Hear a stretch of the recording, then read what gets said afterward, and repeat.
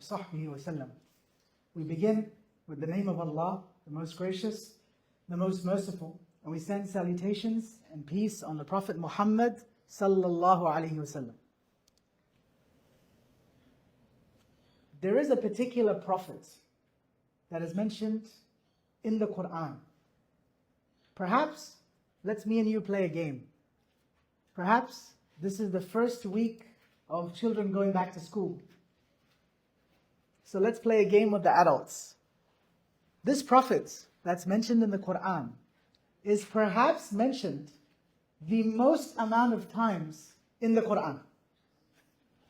Not only do we know about his adult years as a prophet, but we know about him as a child. We even know about the events that led up to his birth in the Quran. We know about his mother, his brother, his sister, his father-in-law, his wife, all in the Quran. We even know the very dowry, the mahar that he paid when he got married. Mentioned around 183 times in the Quran. And this is not in vain. Across 25 surahs of the Quran. This is none other than Musa alayhi salam. And there are three descriptions that Allah gives to Musa alayhi salam that were not given to any other prophet in the Quran. The first of them, Allah said about him, وَأَلْقَيْتُ عَلَى مَحَبَّةٍ مِنِّي. I have cast the garment of love over you. Meaning, anyone who saw him loved him. One of the two interpretations of the Quran. The second unique description, only give it to him. وَلِتُسْلَهَ عَلَىٰ عَيْنِي. So that you will be nurtured under my eye. I'm watching you. And the third unique description given to this honorable prophet is that Allah said about him, وَاسْتَنَعْتُ عَلَيْكَ لِنَفْسِي. I have prepared you for me. I have prepared you for me. Allah. What type of human being will a person become if he is prepared by Allah for Allah? The outcome is Prophet Musa alayhi salam. A man whose essence and his ambition and his yearning and his existence was all for Allah, by Allah, to Allah. No part of Musa was for this dunya. Shaykh al-Sa'di, he said in the tafsir of this ayah, I have prepared you for myself. He said, if a human being wants to prepare another human being, you create this other human being, and wants to raise him, nurture him, foster him to reach the levels of perfection, this person will use all of his resources to help them achieve that level. What do you think Allah subhanahu wa ta'ala al-Qawi, al-Aziz, the most able can do for Musa alayhi salam? What do you think? He brought Musa to the highest levels of perfection. I have prepared you for myself. So when did Musa alayhi salam hear these words? Do you know when? He heard these words during one of the loneliest periods in his life. When him and his wife were pushed to their physical limits. They were traveling the earth by themselves with basic provisions just to keep themselves alive. Lost in direction. He didn't know where he was. He saw a glimmer of light. He said to his wife, Unkuthu, Inni anastu naran. I see a glimmer of light. La'alli a'atikum minha biqabas. Perhaps I will bring you a torch, a fire from it. Aw ajidu ala nari huda. Or maybe someone will give us directions to help us navigate where we are. We don't know where we are. We're lost. Unbeknown to Musa, he was not making his way to a fire. He was being called by Allah to stand in the sacred valley of Tuwa to speak to Malikul Muluk, the King of Kings, the owner of sovereignty, the possessor of all dominion, Allah. He stands and he hears the voice of Allah himself. Ya Musa, O Musa, innani ala Allah. It is me, Allah. It is me, Allah. And now all of a sudden, Musa alayhi salam, he receives closure. For what? He needed answers all throughout his life. He had suffered so much. And up until this moment, he had no idea why he was suffering. You know, when people go through difficulties in life, they ask themselves this question. This is actually a sign of weakness of Iman in reality. But you may ask yourself this question, oh Allah, why me? Everyone else in your high school class didn't break their hand, you broke your hand in a soccer match. In a soccer match for all. Soccer is not even a game of the hand, but you broke your hand. How you did it, Allah knows. So when you get sent to the hospital, you're alone there, nobody is visiting you, you ask yourself this question, maybe just in your mind. Oh Allah, why me? Why? Why did you give this affliction to me alone? You singled me out. So Musa alayhi salam at this point in his life had gone through so many trials, which we will cover. And he got nothing back from Allah, except on this one day. When he was a child, in the law of the land, it was illegal to have a child that is male. And if you had a child that's male, just like you submit for the tax, you can't evade tax. There's no way that you can stay a citizen in this country with trying to evade tax. You're going to get caught eventually. Tax and death, they say. Right? So now, the law of the land was that if you have a male child, you need to give him in for execution. Come to Wyndham Library, hand your child in, and we will execute this child. He was separated from his mother at the age of suckling, breastfeeding, in a home that it wasn't his. His sister would walk the bank and follow. I know someone to the Pharaoh that can breastfeed this baby. Then Musa alayhi salam was reunited with his mother only as a guest. His mother could not embrace him. His mother could not keep him at nights. She had to leave him in the house of who? Pharaoh, the one who made the laws. How safe is he in that palace of his? And this is when he was not even speaking. He was in breastfeeding age. Now he is a fugitive on the run when he is bigger. Why?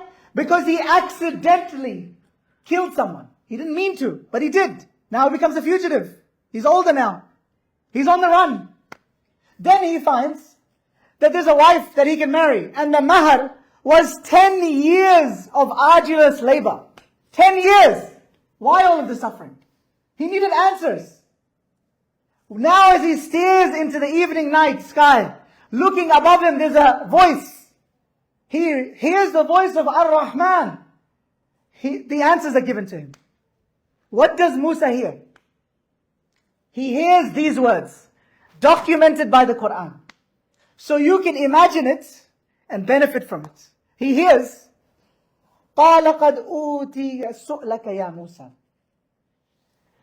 O Musa, we have responded to your request. You asked, وَلَقَدْ مَنَنَّا عَلَيْكَ مَرَّةً أُخْرَى. We have conferred our favor upon you yet again.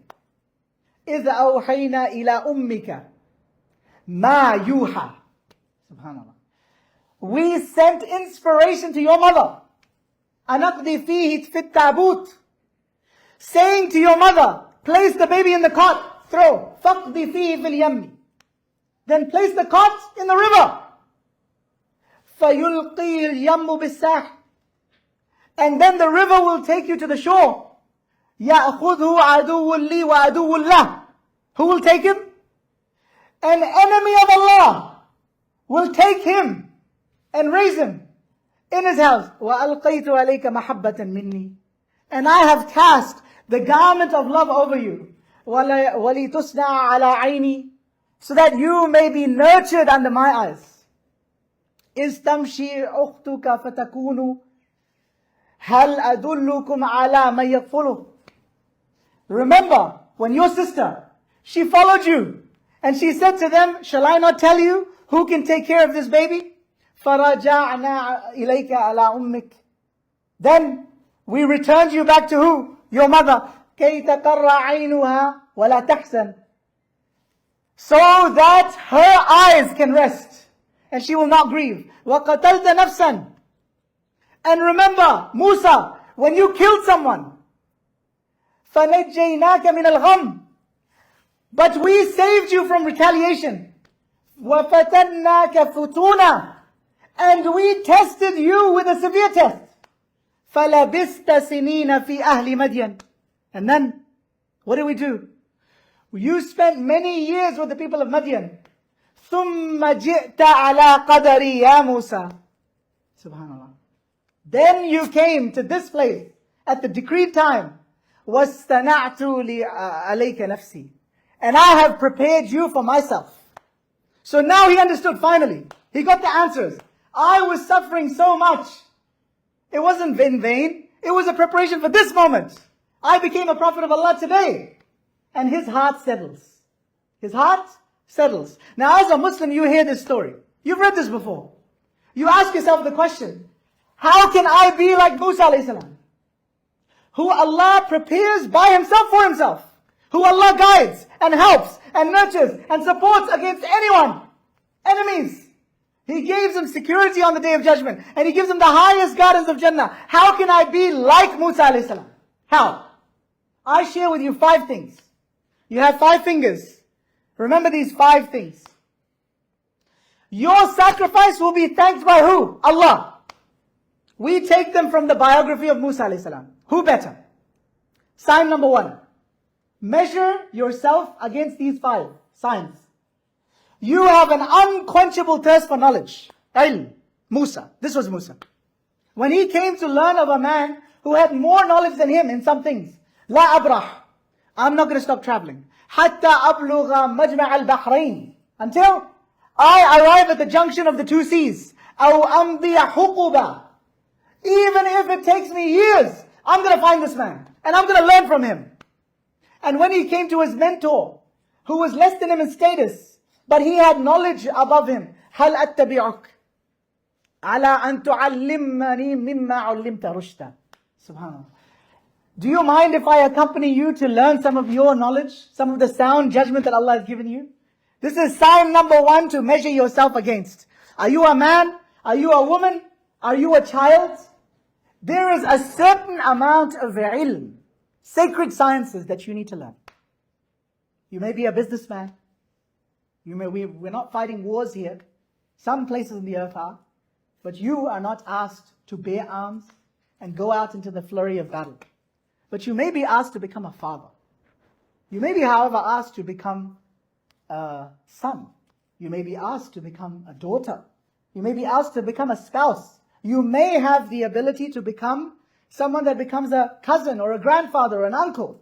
What are the rights that you are supposed to know? What are the things in terms of character that you're supposed to know? What are the things in terms of business transactions you're supposed to know? Are credit cards halal? Is mortgaging the house halal? What is the actual ruling from Allah regarding these things that I deal with on a daily basis? This is ilm that you must know. Sign number 1 to measure yourself against. Are you a man, woman, chosen by Allah? Then you have to fulfill this. Tell me about your thirst for knowledge. مَنْ يُرِدِ اللَّهُ بِهِ خَيْرًا يُفَقِّهُ فِي الدِّينِ. Our Nabi sallallahu alayhi wa sallam said, when Allah wants good for a person, He gives him understanding of the deen. Sign number 2. You have a strong commitment to ibadah. Worship in all of its forms. You know the very first words that Musa alayhi salam heard from Allah, فَعْبُدْنِي. Worship me. وَأَقِمِ الصَّلَاةَ لِذِكْرِ. And establish the prayer for my remembrance. That is sign number 2. What kind of abid are you? You know there's many people that can give a really nice talk. They can give a really nice talk, really move people. But how are they at the time just before Fajr? How are those same people at the time just before Fajr? Are they sleeping, snoring? And their wives waking them up. Please wake up for Fajr. Ya Imam, Shaykh.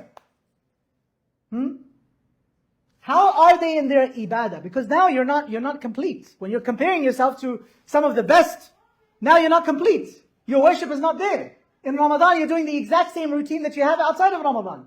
We are now the month, 2 months before what? Ramadan. Have you made any preparations for that ibadah that's going to come? Have you taken some time off work perhaps? Have you done anything to free up that time of yours that you don't seem to have? For what? For making more money? For spending time with your family? No. We are talking about one-on-one worship with Allah subhanahu wa ta'ala. This has two faces. Number one, the face that you have when you go to the masjid. They are still socializing. When you come here, people can see you, they can say, oh, this brother, mashallah, he comes early, he sets up the masjid, he is such an amazing person, may Allah subhanahu wa ta'ala give him the highest levels of Jannah. Right? People can see you.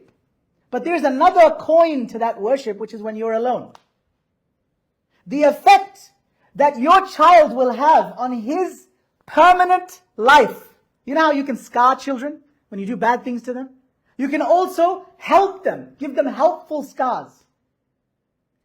The effect that your child will have when they wake up in the middle of the night because they had a bad dream, and they see you in sujood, worshipping Allah and crying to Allah, will never be replaced with any words that you can say to this child.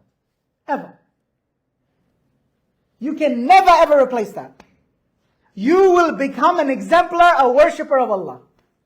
When people are eating and drinking, you are fasting. It's the summer months. If people are sleeping, you are standing in salah. People are gossiping, scrolling through their social media. You are busy in the remembrance of Allah. That is sign number 2. You are an abid, a worshipper in times of ease and hardship. Happiness, sadness. Prosperity, adversity. Your life is salah, zikr, qiyam. A sign that Allah has chosen you for Him. Sign number 3. You have a fearless ability to acknowledge your errors. There are certain mistakes that you are making that only your wife knows about. There are certain mistakes that you're making that only your father knows about. There are certain mistakes that you make on a daily basis that no one knows about except you and Allah. When are you going to fix those? Tell me, when are you going to fix those? Because we're too busy blaming everyone else. It's my mom's fault, it's my dad's fault, it's my wife's fault, it's my children's fault, it's my this, it's my that, it's even Allah's fault. But it can't be my fault. No. Now you've gone too far. This third point is that you, whenever you do something wrong, blame yourself first. The students aren't learning properly. I'm the teacher, my fault. My kids are terrible, my fault. My wife doesn't listen to me, my fault. It's all my fault. And do you know who this is the sunnah of? I'll give you a hint. This person's in your family. Adam alayhi salam, our grandfather. This was his sunnah. Do you ever wonder? Shaitan committed a mistake. Adam alayhi salam committed a mistake. One was cursed, Shaitan ar-Rajim, the cursed forever, and one was forgiven. Why was he forgiven? Shaitan said, Adam's to blame, humans are to blame, jinn are to blame, you are to blame Allah. And what did Adam alayhi salam do? He said, no. Ya Allah, I am to blame. I'm the idiot. I'm the one that you gave a direct command. Do not approach this tree, and I ate from it. I'm the problem. Nobody else is the problem. Shaitan's not the problem. Even though he was the first human being to ever get the waswas al-khannas. He had a really good excuse. He had, arguably, the best excuse. The first human being to ever receive waswas al-khannas from Shaitan was Adam alayhi salam. He had a really good excuse, but he didn't use that excuse. This is number 3. Someone that Musa alayhi salam was not that man. When he made a mistake, he was quick to say, Astaghfirullah. This is from Shaitan. And he made the changes in his life straight away. When he saw 2 men fighting, and he underestimated his own strength, he pushed the Egyptian and the man died. He didn't say he deserved it. He was troublesome. He was always fighting. No. He said, I know what I'm doing. I did something wrong. Musa Islam admitted when he did something wrong.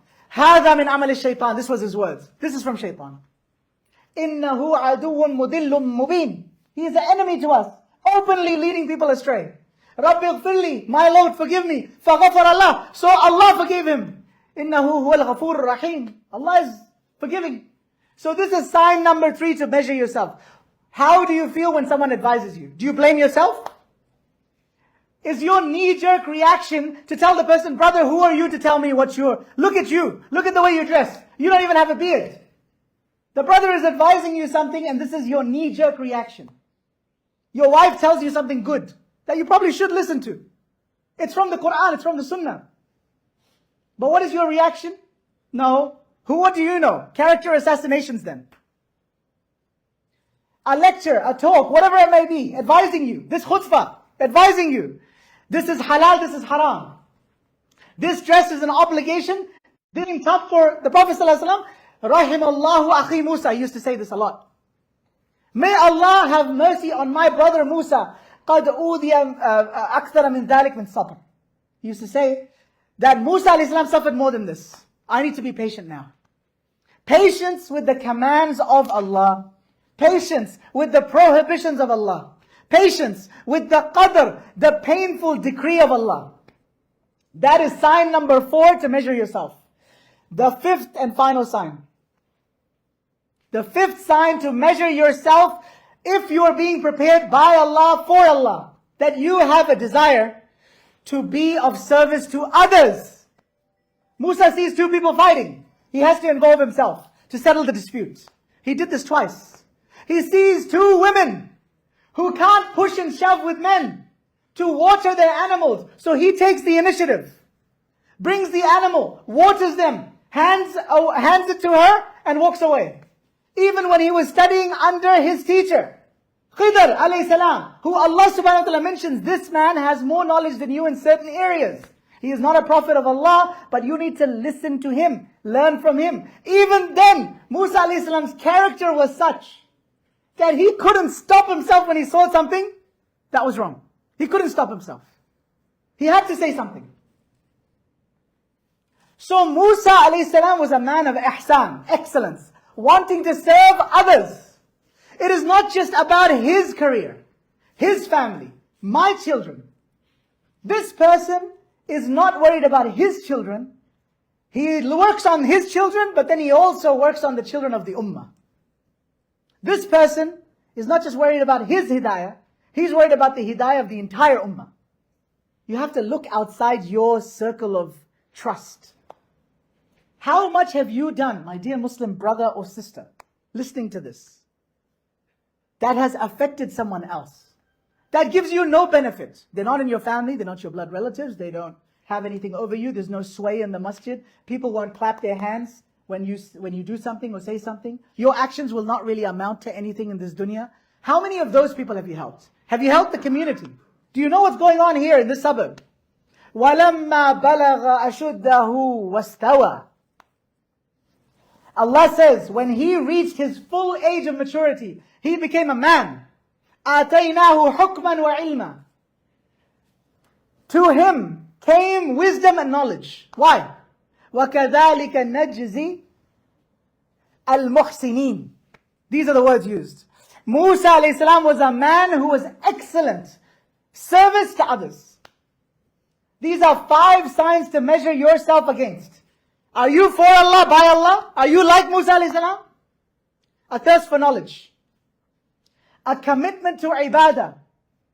Public and private. A fearless acknowledgement that you are to blame. An ethic of patience. You are not quick to anger. And number 5, you are longing to serve others. Muawiyah al-Qushayri narrated that the Prophet ﷺ said, أنتم موفون 70 أنتم خيرها وأكرمها على الله. You, O Muslims, he said, are the last of 70 nations that Allah created. 70. Yet in the eyes of Allah, you are the greatest and most noble of all nations. You.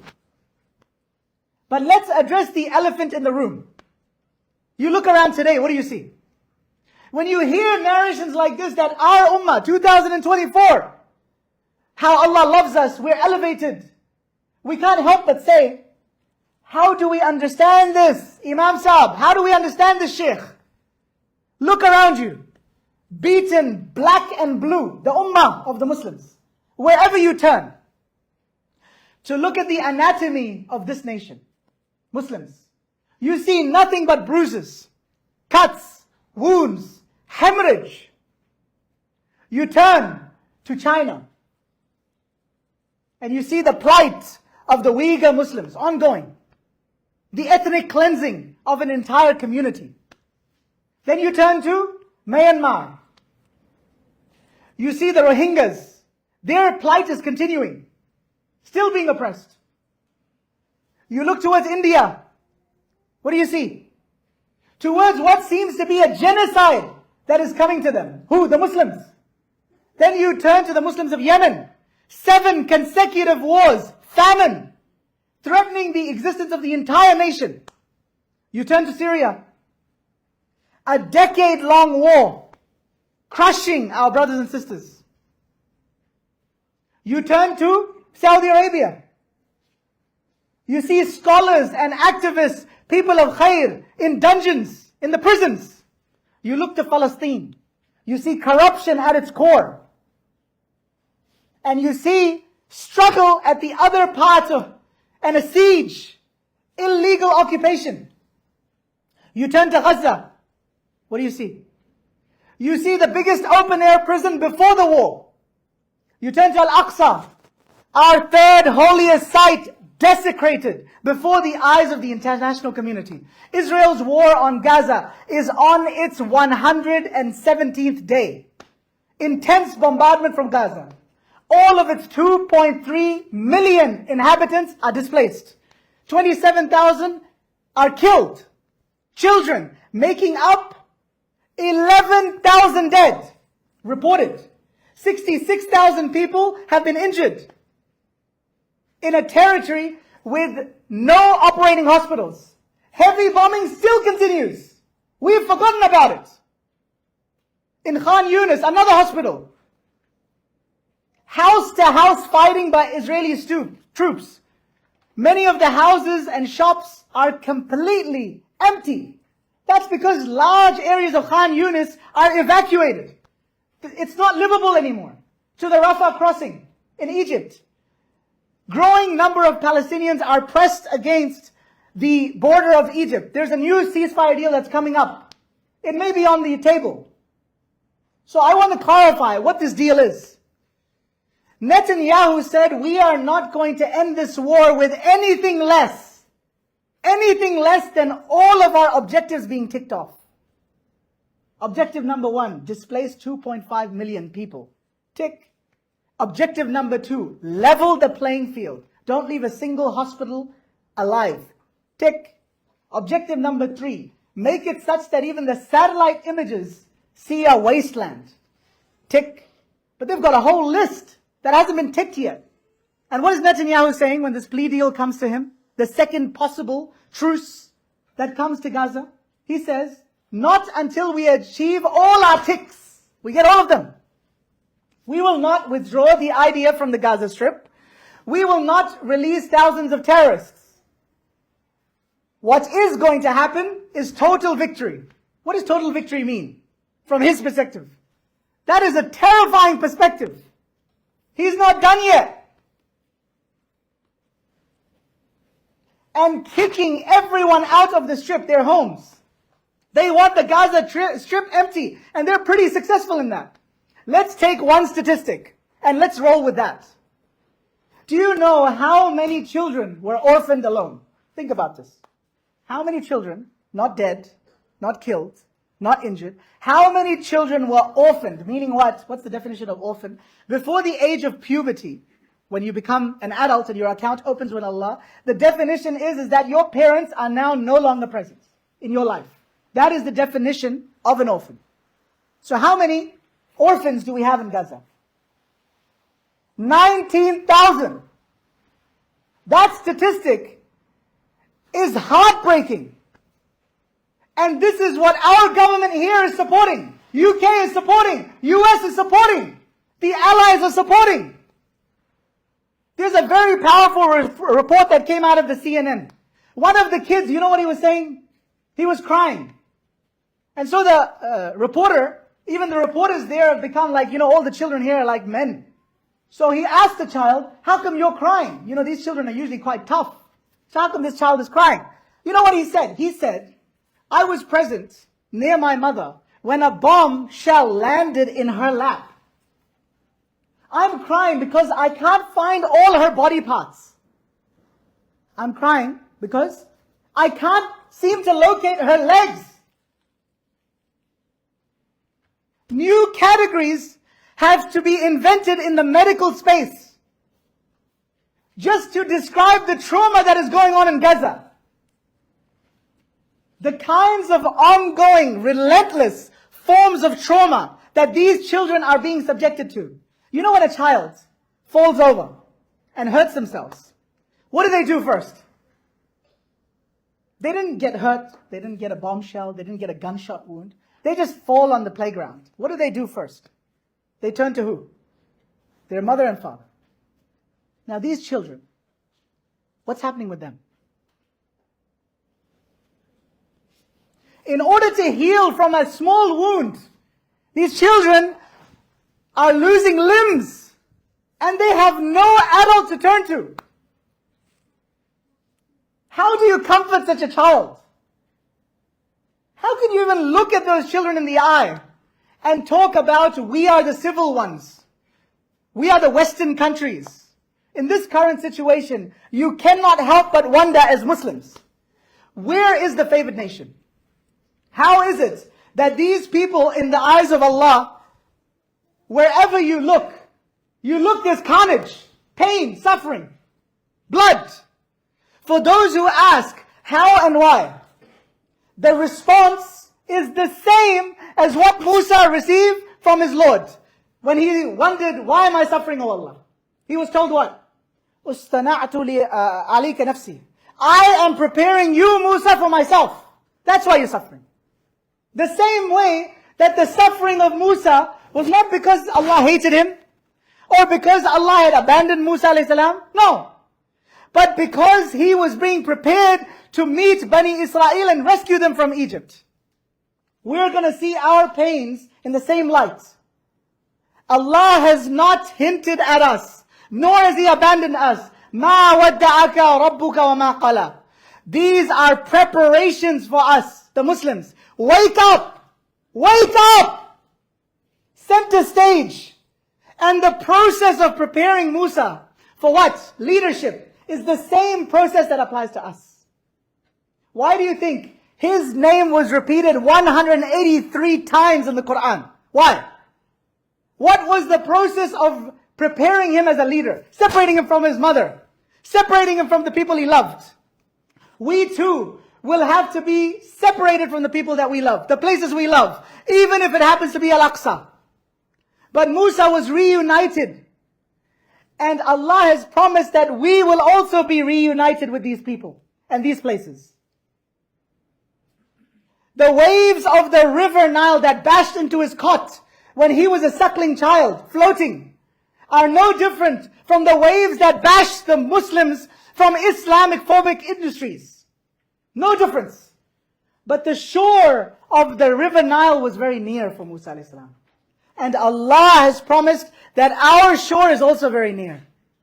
إِنَّ الَّذِينَ يُحَادُّونَ اللَّهَ وَرَسُولَهُ أُولَٰئِكَ فِي الْأَضَلِّينَ. Subhanallah. Those who oppose Allah and His Messenger, they will be the ones debased. كَتَبَ اللَّهُ لَأَغْلِبَنَّ أَنَا وَرُسُولِي. This, إِنَّ اللَّهَ قَوِيٌّ الْعَزِيزُ. Subhanallah. Allah has already decreed that I, Allah and my messengers will overcome, we will prevail, we will be victorious, we will be successful. Allah is mighty and He is the one who gives. These are 5 signs to measure yourself. Whether you're for Allah, by Allah, to Allah. Number 1, recap, thirst for knowledge. Ilm, you need to gain it. If you have children, they need to gain it. Number 2, ibadah. You need to worship Allah publicly and privately. Number 3, a fearless acknowledgement of your personal error. You're to blame, no one else. Not your wife, not your children, not your mother. Number 4, you have to have an ethic of patience. You're not quick to anger. Snap. And number 5, you have a longing to be of service to other than your family, other than the people that are in your household. My dear Muslims, don't just make this a voice that you hear in a khutbah and you go out and you do nothing. You return back to your life and you do nothing. Check all of these 5 things against your own self. Not the person next to you, not someone else that you're thinking about. These 5 points apply to you. Check it against yourself. What am I doing this year, 2024, this second, this week, this day, to acknowledge that these points are in my life? And if you don't have them in your life, subscribe to programs that are around all over Melbourne that can allow you to learn that knowledge, allow your children to learn that knowledge, allow you to become an abid. You have to spend time with people that know how to worship Allah to become a worshipper of Allah. You have to keep good company. You have to leave bad company. In order to bring these points into your life, you have to stand up and act, my dear brothers and sisters in Islam. May Allah subhanahu wa ta'ala give us tawfiq. Wa sallallahu ala sayyidina Muhammadin wa ala alihi wa sahbihi wa sallam.